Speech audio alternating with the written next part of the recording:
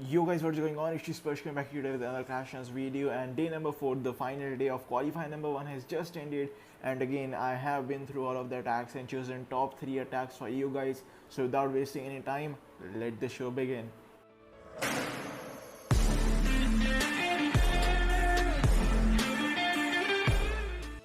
And guys, if you don't already know, we are actually running a giveaway on our channel. 3 gold passes are on the line. You can win one of these in 3 easy steps, guys. All you need to do is number 1, like this video and subscribe to the channel. Make sure to hit that bell notification.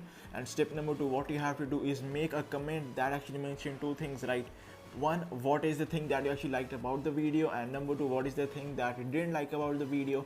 And once you have done both of these, click a screenshot and send me on my Instagram that is given on your screen right now. I will be waiting for your entries, guys. And yep, without wasting any further time, let's really go ahead and dive into the attacks. Alright guys, moving into attack number 1, here we have Legend going against Virag, and we are actually going to see some dragons in action over here, guys.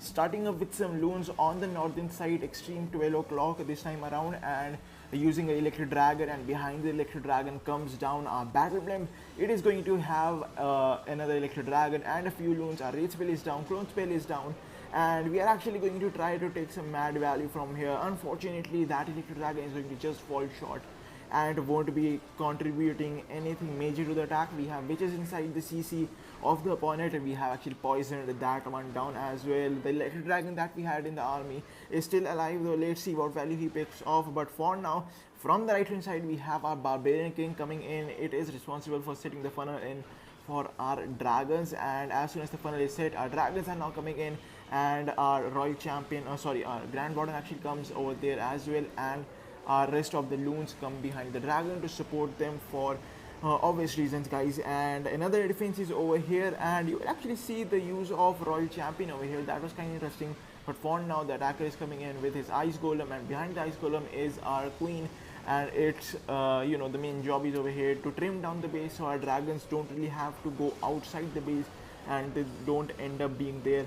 And here you can see we have the town hall and both of the infernos and one of the A defense at the same place. So this is high DPS zone for our dragons. Pretty important for us to actually go through this slight easily. So free spells were actually used to make sure we actually do okay. And of course, guys, focus on this royal champion. This was the turning point of the attack. Royal champion came in, took down that A defense, took down that wizard tower. We'll be taking down that archer tower as well. Their scatter shot would go down on the royal champion as well. Extreme left side, all done by the royal champion itself, guys, and pretty close call. Royal champion MVP of this attack.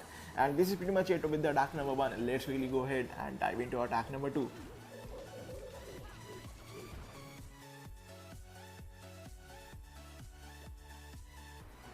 Alright guys, moving into attack number 2, Red going against Matrix, and again we are going to see dragons in action, but this time around we are actually having some bad spells as well.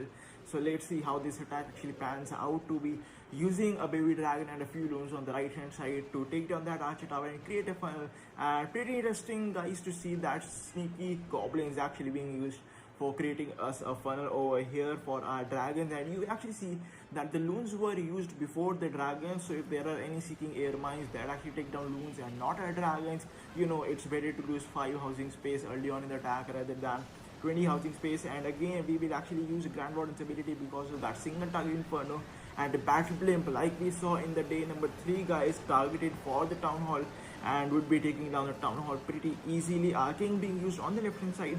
And before we actually start up with our bad spells, I want you guys to see that how cleverly the attacker actually used one of his giants on the wizard tower, that is on the extreme right hand side, to distract the wizard tower. And from the bottom side of the base, you will see our royal champion coming in, and it would be distracting the another wizard tower, so our bad spells can move pretty easily. And we have a couple of free spells in the bucket for us to freeze down that inferno tower. No splash damage at the back end.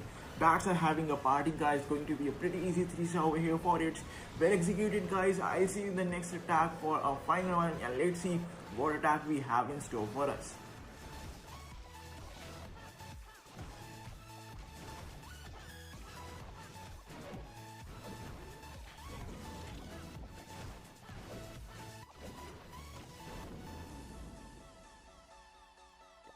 Alright guys, moving to our final attack. Hybrid strategy is what we are going to see. Govardhan going against Karthik this time around, guys, and it would be kind of fair to say that the attack was pretty lucky in this attack. Why I'm saying so, you will actually see that in a few seconds.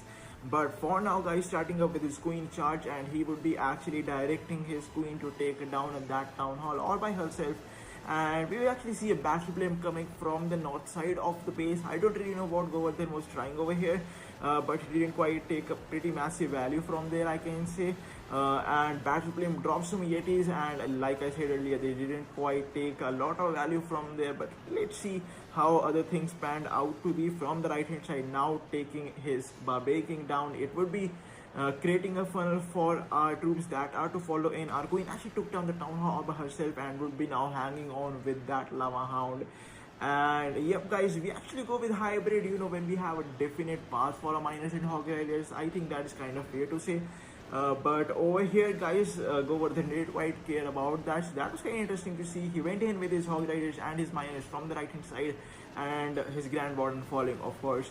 And that actually led to the hog riders splitting from the miners, and this is the thing that actually turned out to be lucky for him, right guys? You can see the miners on the left hand side, and we have actually failed to open up the wall for our queen over here. We had to use her ability, and now just focus on that inferno tower, guys. We have a few miners that are going towards that inferno tower, and they would be taking that inferno tower down, which can be the, you know, which what we can say is the turning moment of the attack. Our queen survived over there just because of those miners. That inferno tower, if we actually leave the inferno tower towards the back end of the attack, that this could have been a fail, and pretty much would have been a fail, but again turned out to be still 3-star over here. And that's pretty much it for this video, guys. I really hope you enjoyed this one. Don't forget to leave a like.